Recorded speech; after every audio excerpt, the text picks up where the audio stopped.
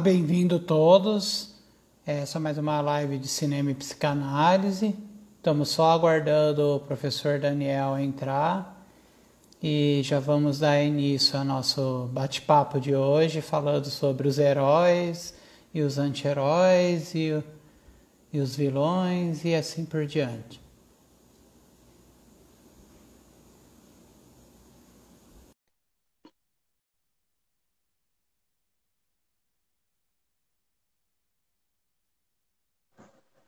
Oi, Igor, boa noite.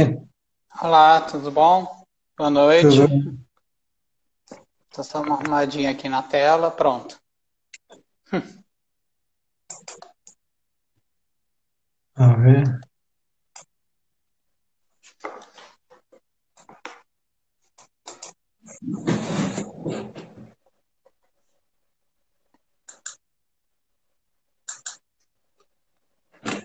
Acho que fica.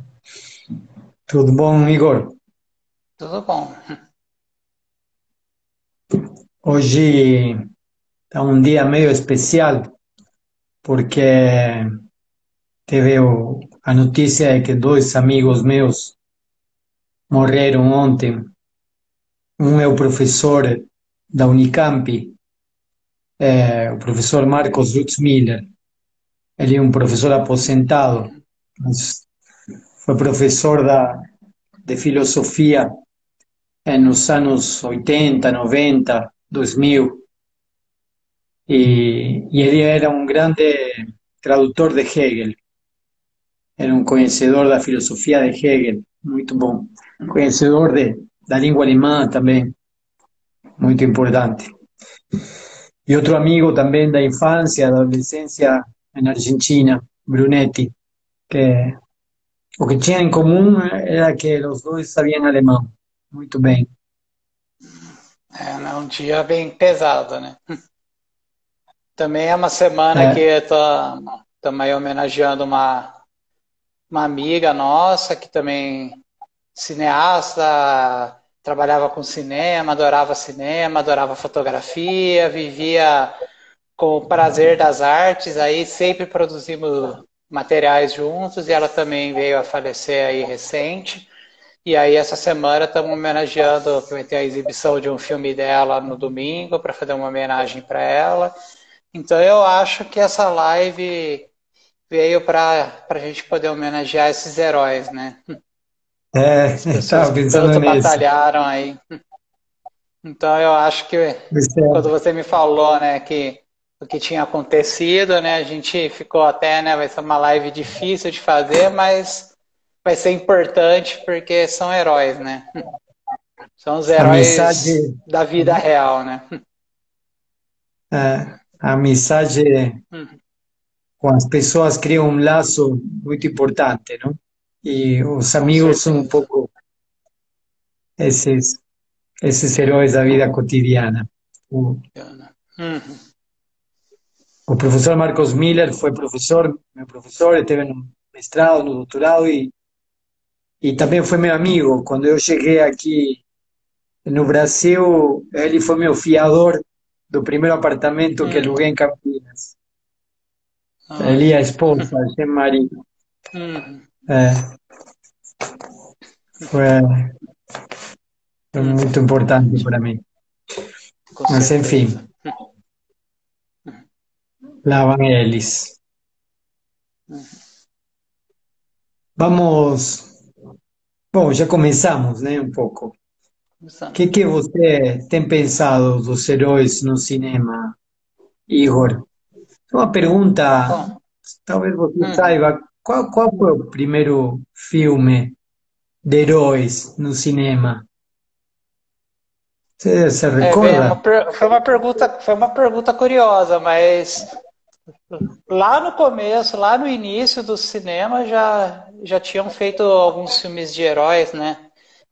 Lá no comecinho já tinham se produzido alguns filmes de heróis. Eu não sei ao certo qual herói, super-herói, né? Se for pensar assim, teriam feito filme, porque tinha os heróis de western, tinha alguns heróis, né, mitológicos.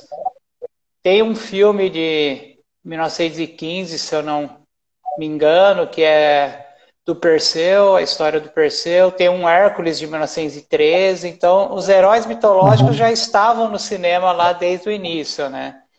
ajá, Mas logo no começo ali, um pouco mais adiante, assim, depois daquele período do boom do cinema na França ali, dos surrealistas, o pessoal da avant-garde lá, a gente começa a ter os filmes que eram feitos seriados, né? Eram para cinema, mas eram seriados, né? Passava todo domingo à tarde um capítulo, e esses filmes eram produções, né?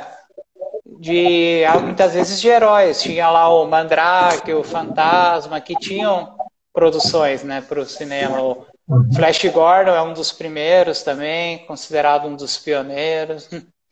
Então, antes desse boom de heróis americanos da Marvel, da DC, a gente já tinham outros heróis que estavam lá, né? Tem personagens dos quadrinhos franceses e quadrinhos italianos que já estavam indo para o cinema. Então, ujú. a ideia do herói no cinema, praticamente ela nasce com o cinema, né? Praticamente. É. Então tem os primeiros heróis que referem à mitologia grega e Mitologia grega. depois aparecem os próprios heróis que referem às histórias em quadrinhos. Quadrinhos. Uhum. Sim. E depois temos esse outro Eu. tipo de heróis que é próprio do cinema, digamos assim, que teria a ver com western, com, Conhece. de algum E modo, tem modo, ó, as ficções científicas, né, também, né, os heróis uhum, das ficções científicas, e também os heróis que estão ligados mais à questão humana, os heróis que vêm para nos colocar num campo de que nós também podemos ser heróis, né? Então nós começamos a ver muitos heróis que são humanos, não que os da mitologia, não que os outros heróis, eu vou estar falando um pouco disso, não sejam humanos também, né? Porque se a gente pegar o Super-Homem é um personagem talvez mais humano do que os humanos, né? Porque ele sofre, ele tem paixão, ele tem medo, ele tem angústia, ele tem raiva, ele passa pelo luto, pelas perdas, tudo que nós passamos, o Super-Homem passa, né? Talvez o poder dado a um herói que seja aquém do nosso condição humana, seja uma maneira de nos mostrar como enfrentar os problemas. Talvez seja uma metáfora, né? Eu falo que os poderes, eles não são coisas sobrenaturais, mas são metáforas para a gente aprender a lidar com os nossos problemas, né?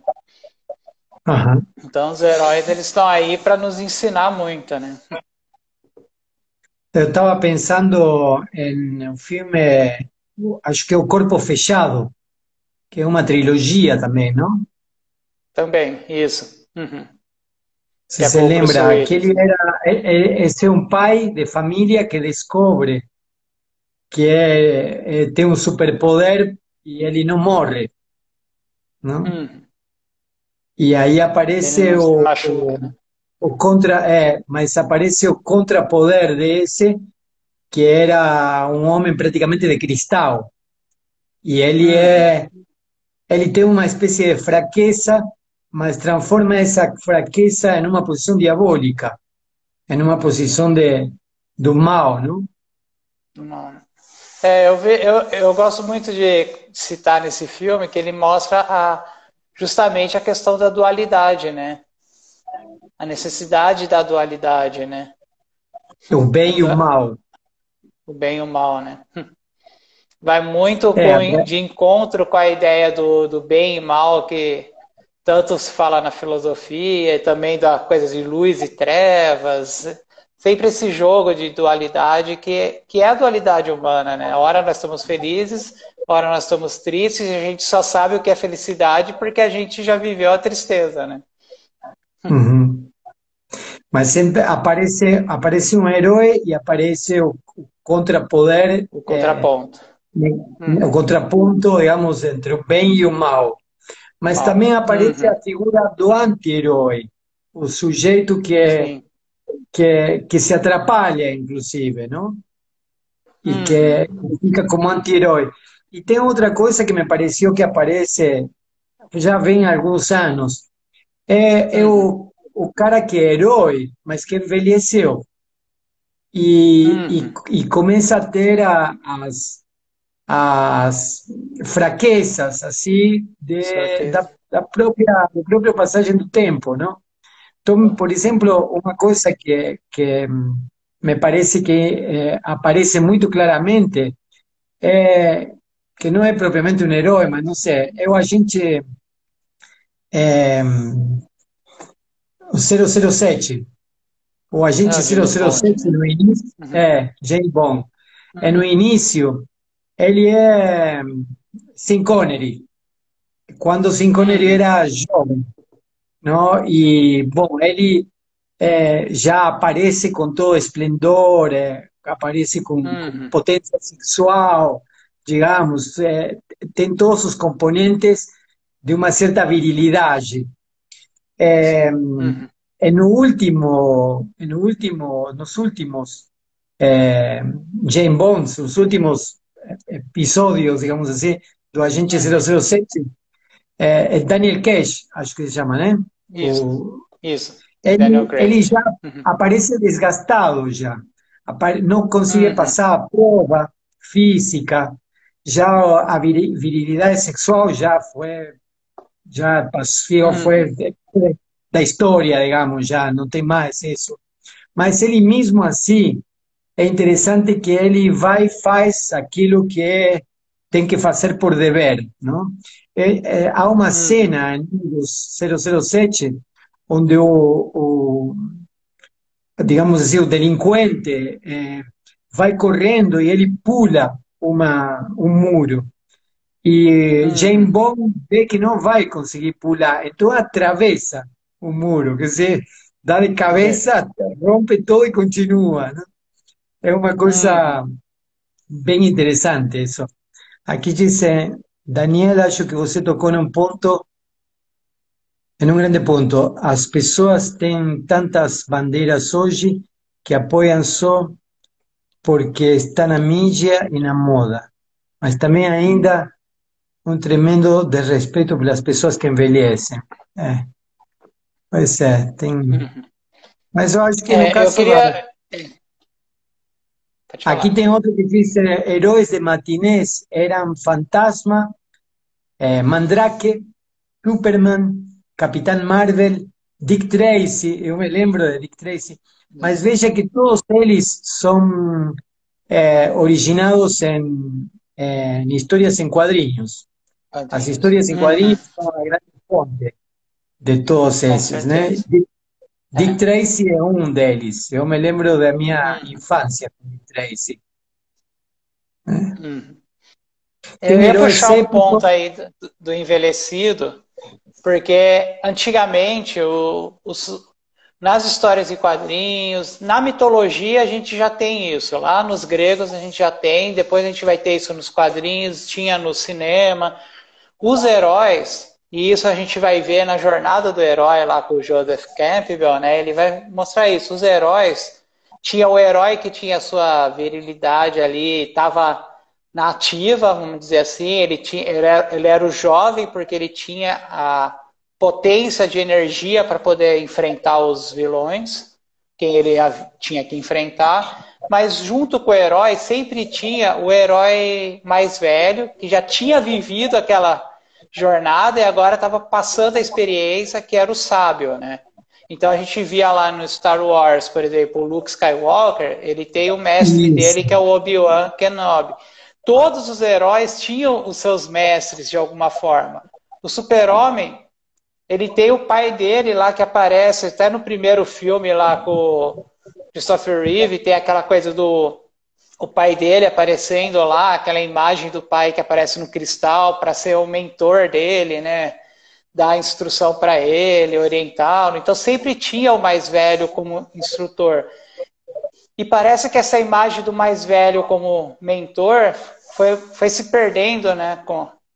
Nas novas produções literárias, cinematográficas. Parece que foi tirado um pouco de lado o mentor. Parece que o herói ele tem um poder de agir sozinho, talvez até um ego, né? Aí exagerado, um pouco narcísico, né? Eu vejo os heróis hoje, eles são um tanto narcísicos, eles querem eles resolverem sem depender de alguém que instrua-os, né? Então é como se eles já tivessem essa potência toda, nasceu sabendo, né? Mas tem outra coisa também que é o herói, o contraponto dele, que nasce do ressentimento. No caso de Batman. Batman, Uhum, o Coringa, são personagens cuja potência nasce do ressentimento. Algunas, esa uhum, potencia es un poder que le he otorgado como superhombre. Bueno, un poder que le he uhum, otorgado porque él es de un otro planeta. Otros tienen un poder que le he otorgado a través de la sabiduría, que me parece que es lo que acontece en el caso de Star Wars. Y otros que tienen un uhum, poder que surge del resentimiento, o ressentimento uhum, dos pais assassinados, o ressentimento da sociedade em relação com a loucura. Mas aqui Olavo uhum, está tocando num ponto interessante, que é a questão política também, não? O James Bond, de Ian Fleming, era uma relíquia da Guerra Fria. E é verdade, houve todo um período onde o agente 007 estava pautado pela Guerra Fria. E eu diria mais, Olavo, depois da Guerra Fria, o que aconteceu foi que, por exemplo, tem um episódio de James Bond onde o problema é a água em Bolívia, a privatização da água em Bolívia. É muito bom isso. uhum. E realmente foi um grande problema político e econômico, o problema da privatização da água em Bolívia. E é tocado nesse episódio de James Bond. E me parece que Uhum. um pouco também houve uma leitura de um Star Wars, não me lembro qual é o episódio, mas onde o pessoal do deserto foi lido como os palestinos. Aí havia Sim. toda uma questão do fato de Spielberg ser Uhum. judeu, estaria colocando a questão dos palestinos como os homens do Isso. deserto. Pois Uhum. essa foi também interessante, a questão entre os heróis e a política, não? Bem claro. Com certeza. Eu queria tocar no ponto que você estava comentando, né, dessa coisa do ressentimento e tudo mais. Eu trouxe uma lembrança, né, uma comunicação que é da a Linda Sager. Linda Sager é uma escritora roteirista americana, ela é consultora de roteiros. Ela é chamada pelas produtoras americanas para criar soluções para que os filmes e os seriados funcionem. Ela foi chamada certa vez por uma produtora americana que chegou e falou assim, ó, tem um filme, um seriado X que passa todo domingo e a gente precisa de um seriado na nossa produtora para concorrer com eles e ganhar audiência. E a gente quer uma solução aí que seja o diferente do diferente. Fuja de todos os padrões que tinha lá o Homem de 6 bilhões de dólares, tinha todos aqueles personagens que já eram padronizados. Aí ela foi lá e fez o quê? Pegou um cara, falou assim, esse cara vai ter, trabalhou, seja no exército, seja qualquer lugar que ele tenha tido experiência, mas ele é um cara que vai resolver tudo com um clipes e um canivete. E criou o MacGyver. Resolvia MacGyver, tudo com sério. clipes e canivete. E ela mostrou isso, como que o cara usava o quê? Ele fazia o quê? Ele dava aula de ciência, né? Ele fazia aquilo que os programas da TV Cultura faz lá com aqueles professores lá que ficam dando aula de ciência. Ele dava aula de física e química. Ele ensinava É física e interessante. química resolvendo missões ali, né? Quando eu assistia MacGyver, eu era adolescente e era aluno do Colégio Técnico Químico. Uhum. Então, a conversa de nossa na hora do intervalo era justamente as coisas que fazia MacGyver e se a Aí, gente podia fazer algo parecido no laboratório. Agora, uhum. quando você citou MacGyver, eu me lembrei de uma espécie de um herói, entre aspas, diferente de hoje, que também usa a química e a física, que é o personagem, o protagonista do seriado Breaking Bad. Em Breaking Breaking Bad. Bad, Uhum, isso. o personagem é um professor de química De que, cá. bom, em vez de Uhum, ser o MacGyver do bem, ele vende drogas, não? E uhum, a partir de aí também ele consigue, a partir da química, consigue driblar os inimigos e isso. com Aí certeza. aparece outro aspecto, não? É, né? Eu estava falando da Aqui, Linda Sager, só para eu concluir, porque ela escreveu um livro, né, sobre como se criar personagens inesquecíveis. E nesse livro, uma das dicas que ela dá, né, ela fala assim, o que faz um herói, a gente se identificar com o herói? E ela chamou de comportamento, né, os modos, que são os modos de identificação.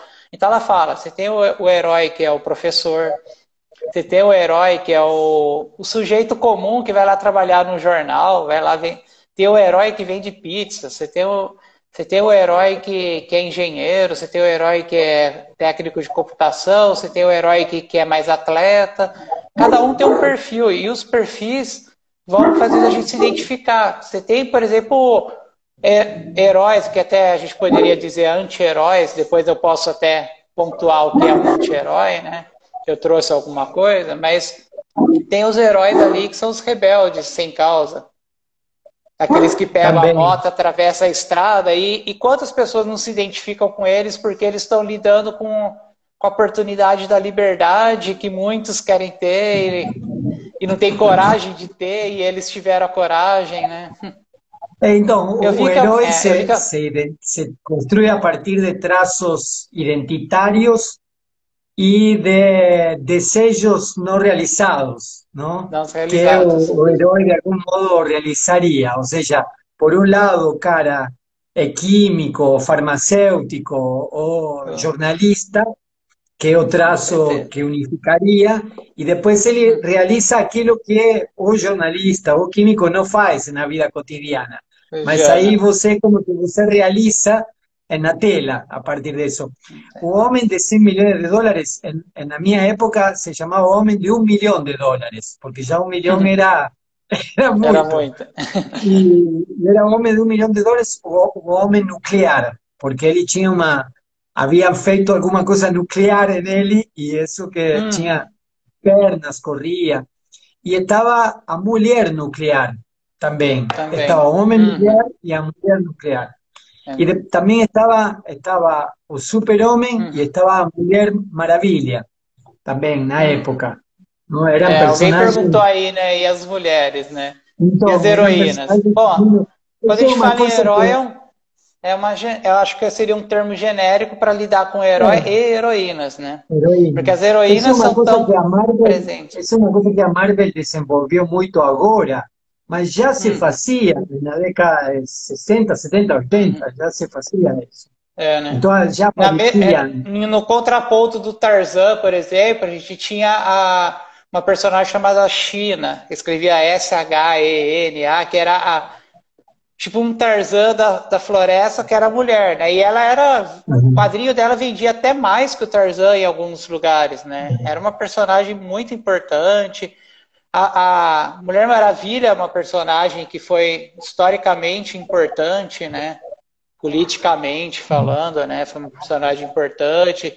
Nós temos também as heroínas. O que talvez a gente tenha vivendo na sociedade, talvez, é a ideia de que o que aconteceu foi que alguns autores, principalmente nos quadrinhos e um pouco na literatura, e aí o cinema e a televisão pegam o gancho, eles criaram grupos de heróis, e quando criaram os grupos de heróis, muitas vezes o que eles fizeram foi colocar as figuras masculinas em primeiro plano, né? Mas talvez porque o Batman e o Super-Homem era o que estava vendendo na Mas época, né? eu voltaria à questão de Olavo. Nessa Uhum, época, Igor, também estávamos na Guerra Fria e o papel de Hollywood na época da Guerra Fria era um papel importantíssimo de combate ao comunismo e a tudo o que uhum, MacArthur achava que era comunista. Então havia um modelo de cinema a ser realizado, tanto que había inclusive Uhum. listas de actores y actrices que no podían trabajar en Hollywood porque eran Verdade. acusados de serem comunistas. Então, o Uhum. padrão que se construi é o padrão do homem americano, masculino e anticomunista também. Ou seja, o Também, né? pacotinho vinha Verdade. inteiro. Por isso que, por um lado, e aí é que se mistura. A história em quadrinhos sempre foi uma arte marginal, digamos assim. Então, Uhum. sempre teve de todo. Tem uma pluralidade muito grande. E o cinema absorve todos os elementos que para a indústria do cinema vai compensar melhor, em relação inclusive com as pressões políticas que tem na época. Isso É. me parece que é fundamental, não? É, porque, por For, exemplo, a Marvel produziu várias séries e focadas, por exemplo, no personagem que era o Capitão América.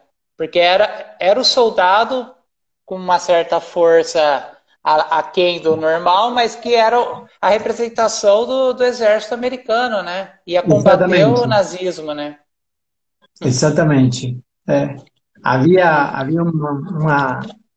uma pressão política muito forte sobre o cinema Uhum, americano, que era que pautava de algum modo o resto uhum, do cinema mundial, pelo menos aqui no Ocidente. uhum. E agora, você acha que você acha que tem de característico hoje o, o, a construção do herói que não tinha antigamente?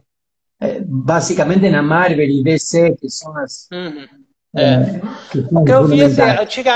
antigamente o herói estava lá para responder questões que nós temos pessoais, né?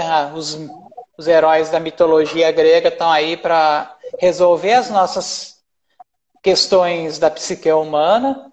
Aí os heróis passaram por um período mais social, eu diria assim, político e social, de responder às questões políticas e sociais, né? A gente falou do Capitão América aí, por exemplo, né? E hoje, o que eu vejo que aconteceu com os heróis, o James Bond aí que a gente também falou, né, passou para a questão política, social, e hoje eu vejo que tem a questão política, social muito forte, tem essa questão das ideologias também muito forte, as questões de identidade, de gênero e tudo mais, mas os heróis estão, talvez assim, o que tenha se acontecido é que os heróis entraram num campo de marketing, um campo Aham, tem a ver com a política, mas o herói está lá para vender boneco, vender um monte de coisa, vender, fazer um merchandising. Então, eles precisam recriar o herói de maneira que ele venda para o público que vai comprar hoje. O Capitão América aham, com aquela roupinha de couro dele, com aquela mochilinha de exército, com aquele escudo que era um emblema do exército, com aquelas asinhas na cabeça ali, não vai vender que nem um Capitão América que está com uma roupa mais tecnológica, ou um Homem de Ferro que tinha uma armadura de lata, e hoje você pega o Homem de Ferro e a armadura dele vem e ela se molda no corpo dele automaticamente, né? Então ela tem toda uma estrutura de nanotecnologia, coisa que nem se pensava lá na década de 50, 60. Lá ele tinha que pôr a armadura, era pesada, tinha todo um esquema que hoje não vende, né? Então eu vejo que eles mudam muita coisa para adequar ao mercado, né? E ao aham. adequar o mercado, esquecem do fundamental que é a história, a jornada do herói, né? Eu tava Mas, vendo esses dias eu tava vendo esses dias só para fechar, né? Eu tava vendo o último Star Wars, o último episódio aí que fizeram do Star Wars e revendo aquele clássico, o primeirão lá. O primeiro Star Wars, que acho que eles chamaram de episódio 4. Aí, comparando, o primeiro Star Wars, você tem a jornada do herói completa, você tem a anatomia do herói, que depois eu vou comentar um pouco, então com essa estrutura de formação do herói. E todos os princípios de identificação. Você tem ele encontrando o pai, né? Você tem essa coisa da história do pai, você tem o sábio lá que ensina ele, você tem toda a amizade dele lá com o Han Solo, tem a paixão, tem a dor, tem a perda. E nesse último não tem nada disso. Eu assisti o primeiro filme, emocionei, assisti o último episódio e não ri, não chorei, não senti emoção nenhuma. Eu falei, nossa, faltou, né? E tem muita tecnologia, muita nave voando, muita coisa ligada à tecnologia e pouco de história, né? Ajá. Bueno, eso, a tecnología me parece que es un problema. En Star Uhum. Wars me parece que es un problema, porque en el inicio, me lembro, eran bonecos, y da para ver todo o trabalho Da. que había, ¿no? De Uhum. bestiário y todo eso. Eu gostava mais. Agora está feito en un computador. Mas mesmo assim, não me lembro bem qual é o episódio onde a princesa Leia e o Harrison Ford já são velhos e tem que resgatar o filho, que não Sim. conseguem resgatar. Uhum. Essa é uma coisa bem interessante, não? Porque o herói é o filho. A princesa Leia Uhum. e Harrison Ford são também heróis, mas estão completando a cena. E o Uhum. herói morre, o filho deles morre, não? Então me parece que essa trama é bem interessante, não? Ver como os pais, a princesa Leia e Harrison Ford, envelhecem, mesmo assim, e eles estão separados, mesmo assim eles têm que buscar o filho, e o filho se confronta com o mal e morre. Morre em função de fazer o bem. E eles não conseguem salvar o filho, então tem que de algum modo, fazer o luto do filho, coisa que é bastante, bastante complicada. Mas outra coisa que me parece que há de interessante do lado positivo é que me parece que a Marvel e DC eles têm mundos inteiros. Ou seja, você não pode ver um filme sem ter que ver todos os outros para poder entender a trama. Uhum. Antes era o Super-Homem, o Homem-Aranha, É. o Batman. Uhum. Agora, toda a família Marvel e toda a É, família o DC, universo, né? exatamente, tem um universo. E se entrama um com o outro, não? Os Panteras Negras É, e a né? relação que Uhum. tem com vários Uhum. personagens diferentes, que me Eu parece acho, que eu acho interessante essa questão de universo, ela traz um outro campo de narrativa, né? Mas o que eu vejo muito é que, assim, como você tem que ver todos os filmes para entender, tem que fazer essa interligação, tem que fazer esse contraponto, assistir um para poder entender o que aconteceu no outro, tem uma cena num filme que você só sabe o que aconteceu se você vê o outro, perde um pouco a narrativa clássica, né? E a narrativa clássica, ela não foi criada pelos gregos à toa, né? Ela foi criada porque ela é a narrativa do ser humano, né? Nós somos assim, né? Nós temos uma jornada, né, para seguir. E quando a gente elimina a jornada e começa a fragmentar muito, parece que a gente fica perdido. Que é mais ou menos esse choque social que às vezes acontece, né? Acontece alguma coisa no mundo que rompe a nossa narrativa, dá uma cisão ali da nossa narrativa, a gente fica bloqueado e a gente fala, opa, e agora? Como foi a pandemia aí, né? E agora? Parece que interrompeu a nossa jornada e a gente vai ter que começar tudo de novo, né? Se recriar, né? E muitas vezes a gente não consegue se recriar porque a gente está nesse mesmo jogo do universo. A gente está dependendo de um outro, dependendo de uma outra coisa acontecer para se resolver, né? Fica muito nessa dependência, né? porque, não sei, agora, bom, o que nós temos hoje mais assim popular é a Marvel e DC. Me parece que em Netflix e todas essas coisas ainda não inventaram uma Uhum. trama de heróis, não? Não me lembro, pelo menos. Ou tem heróis que são diferentes. Isso que me parece também interessante, como há uma Uhum. identificação com heróis que digamos, não são do lado do bem, realmente. A divisão entre o bem e o mal ficou confusa agora. Não tem o É, lado do bom e o lado do bem. lá do E mal. aí, por exemplo, houve uma grande identificação das pessoas com Coringa, no último Uhum, Coringa. Não? As pessoas se sim. identificaram com o cara que ia explodir o mundo. Uhum, No caso de seriados, Breaking Bad é um caso também interessante, porque ele é um uhum, professor, está para morrer de câncer, é, é pai de família, está com a mulher, mas ao mesmo tempo o cara fabrica drogas e vende drogas, não? E com uhum. que implica todo isso de que tem morte por overdoses e problemas de violência en Estados Unidos pelo fato da droga ser ilegal. E a identificação é com o professor de química, não é com o cara da DEA, por exemplo. O cara da DEA é um cara que Uhum. fica marginal e, de alguma forma, não é o cara com o qual se identificam as pessoas. Yeah. Acabamos nos identificando con ese personaje que está construido en un ambiente. Me parece que ese aquí interesante do Uhum. cinema de Clint Eastwood, É. desde los primordios inclusive, ¿no? Clint Uhum. Eastwood quebra esa relación entre el bien y el mal, desde ese personaje caricaturesco que era Uhum. Harry, o sujo, ele era um policial, mas era um policial que tinha regras próprias. Bom, hoje isso é complicado, não? Mas ele É. abandona isso, que era um policial que estava do lado do bem, mas utilizava as técnicas, digamos, do crime. Hoje me parece que há várias polícias que fazem isso, mas esse é outro problema.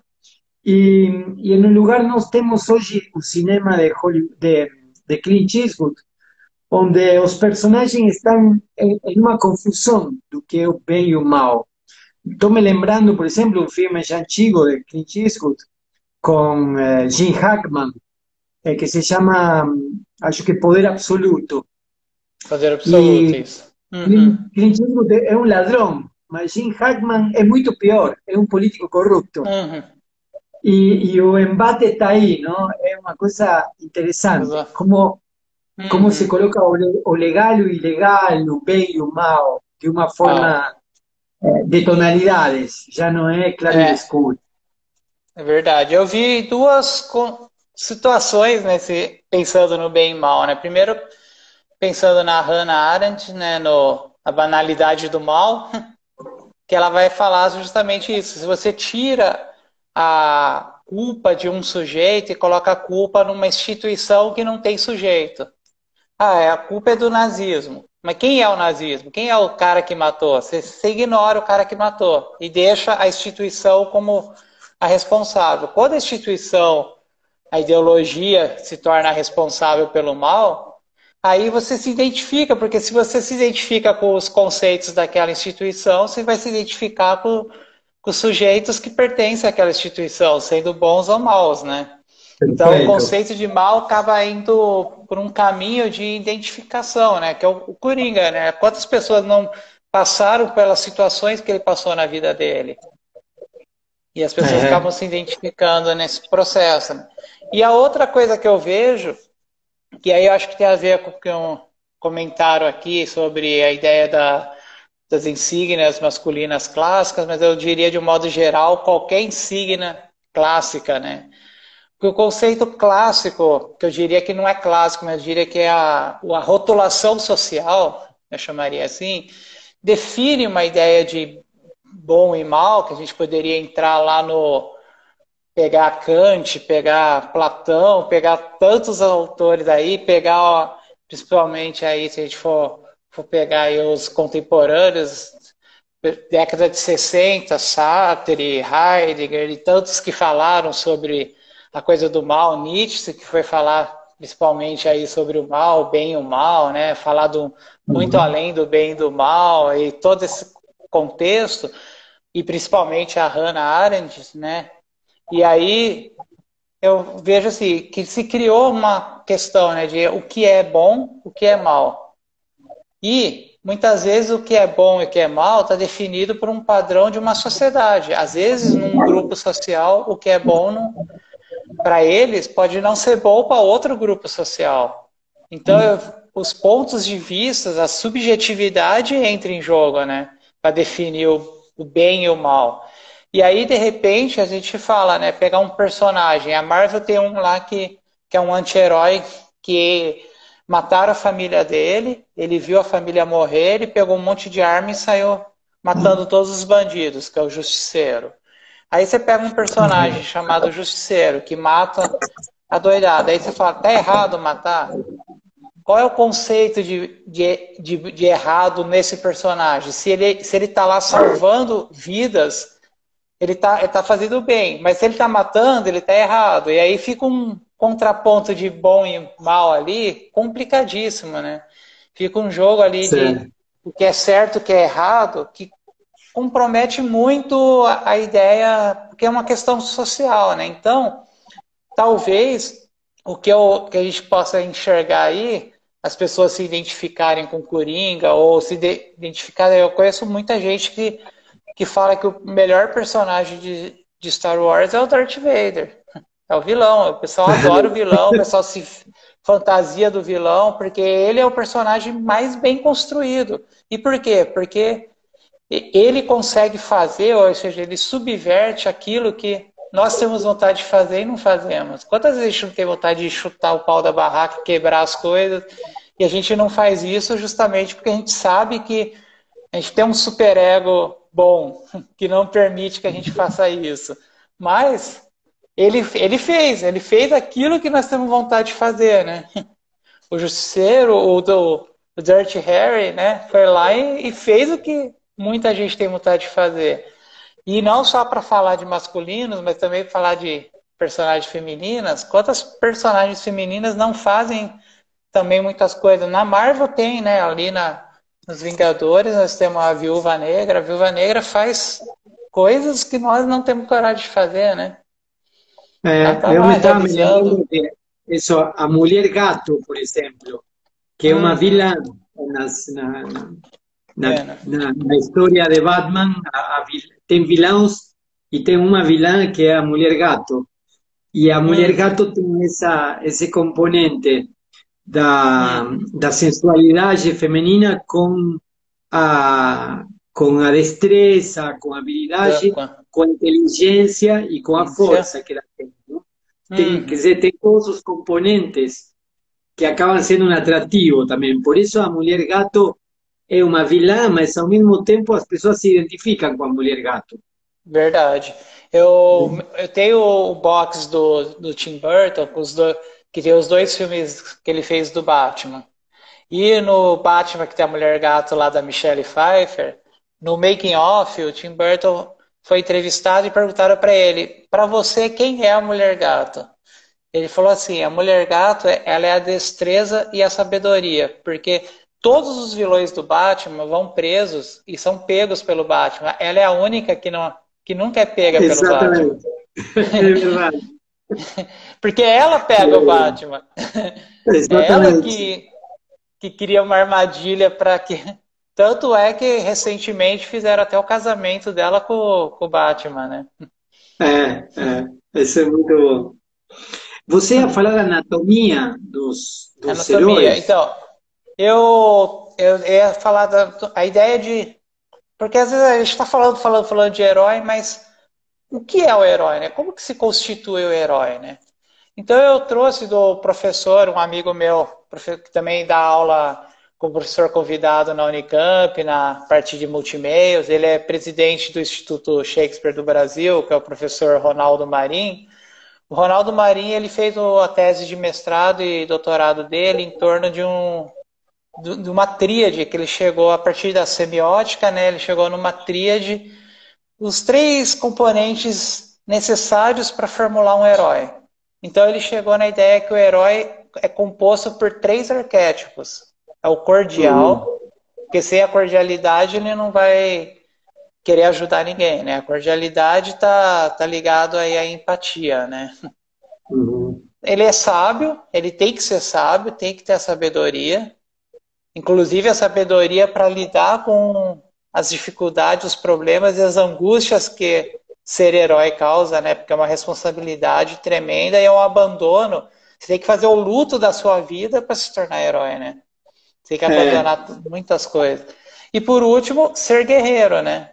Por último, a destreza do guerreiro, né? Então, a partir desses três arquétipos, eu até trouxe a ideia, né? Pensando nos arquétipos, o que, que é, então, que a gente falou de anti-herói? O que, que é um anti-herói, se não um sujeito que tem uma dessas destrezas em falta? Ele pode ser sábio e guerreiro, mas se ele não for cordial, ele é um anti-herói. Se ahí ele for está, es cordial e verdad. sábio, mas não for guerreiro, ele vai ser um anti-herói. Então, o anti-herói, ele é um sujeito que alguma dessas características, algum desses arquétipos está em defasagem, né?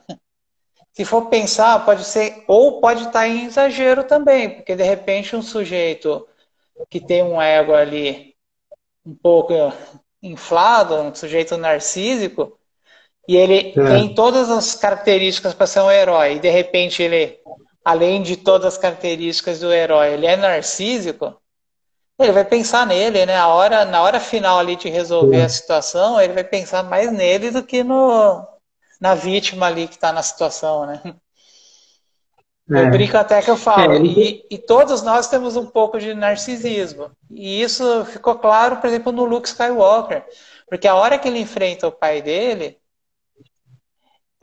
ele é narcísico, né?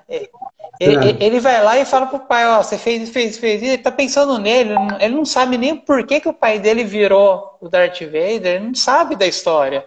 E ele tá julgando sem saber da história, né? Ele tá julgando pensando nele, né? Que ele perdeu o pai, ele não teve um pai. E não pensou nem no pai que teve que abandonar os filhos, porque não sabe a história, né? Ele não sabe o que claro. aconteceu, né? Interesante eso. Ahora, Uhum.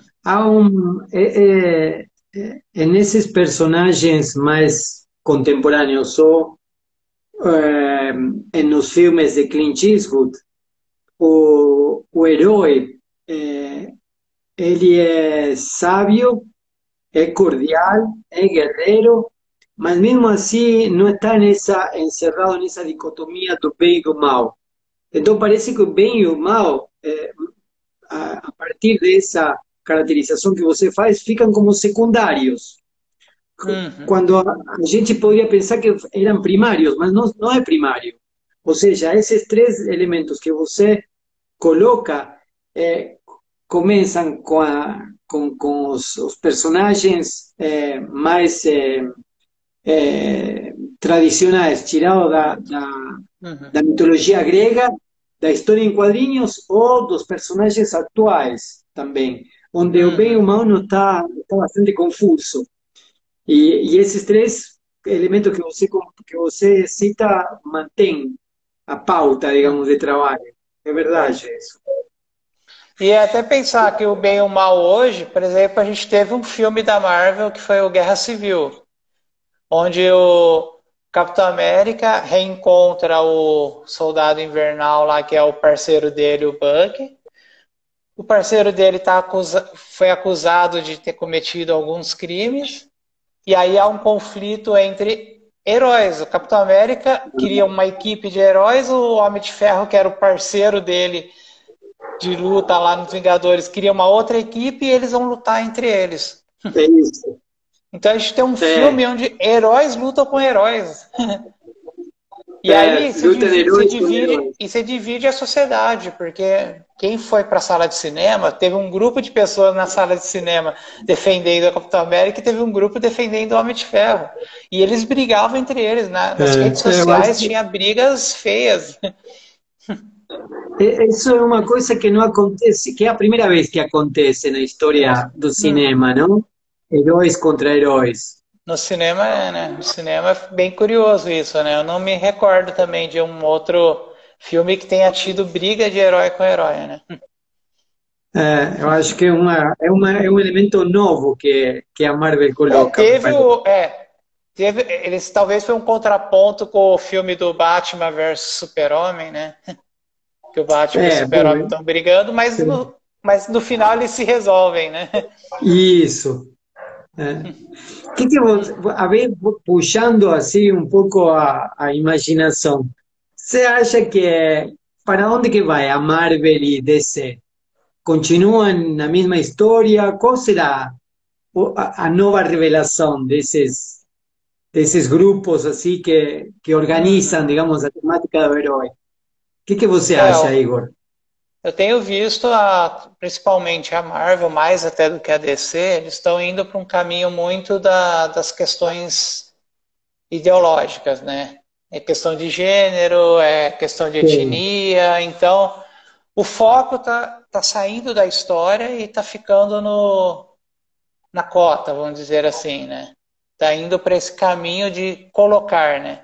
O que eu acho que é até perigoso, né? Eu considero muito perigoso porque você torna, por exemplo, então vamos colocar uma heroína como protagonista, porque até então está se idealizando a ideia de que o homem tem que ser o protagonista. Então vamos pôr a mulher com superpoderes, não sexualizada, mas de uma maneira que a sociedade está pedindo, está querendo, está com uma certa urgência. Então vamos colocar. Só que de repente você esquece história, você esquece uma jornada que poderia ser uma jornada da heroína. Tem até autoras que escreveram livros sobre jornada da heroína e a gente esquece tudo isso, tira isso de campo e faz um filme só para contextualizar a situação e não dá nenhuma potência histórica para essa personagem. Então, daqui 2, 3 anos, ela já ficou esquecida.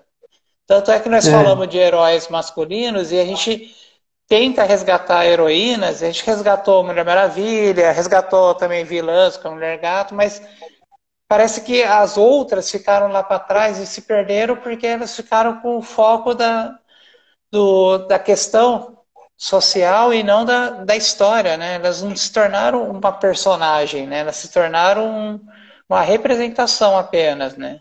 Como já foi feito Uhum. também com alguns heróis, né, masculinos também, não é só feminino, alguns heróis masculinos viraram representações de classes, representações de grupos, às vezes econômicos, né? Já teve personagem lá representando a classe pobre, e de repente esse personagem fica esquecido porque ele não tem história, né? As pessoas nem lembram, né? E tem muito personagem, né? A gente fala dos Uhum. policiais, que nem o Dirty Harry, que subverte a lei, mas tinha heróis que viviam dentro da lei, né? Teve, não é da minha época, mas eu cheguei a ver em reprises e meu pai comentava muito, que era o vigilante rodoviário, que era um policial que tinha um cachorro, andava com seu carrinho nas estradas e resolvia os crimes que aconteciam lá nas rodovias do Brasil. Era um personagem brasileiro e ele ficou esquecido porque o foco dele era ser o bonzinho, né? E parece que a história dele não fica tão marcante porque não fez algo extraordinário, né? Como um Capitão América que pula do avião, segura uma bomba e desarma a bomba no ar, né? Ajá.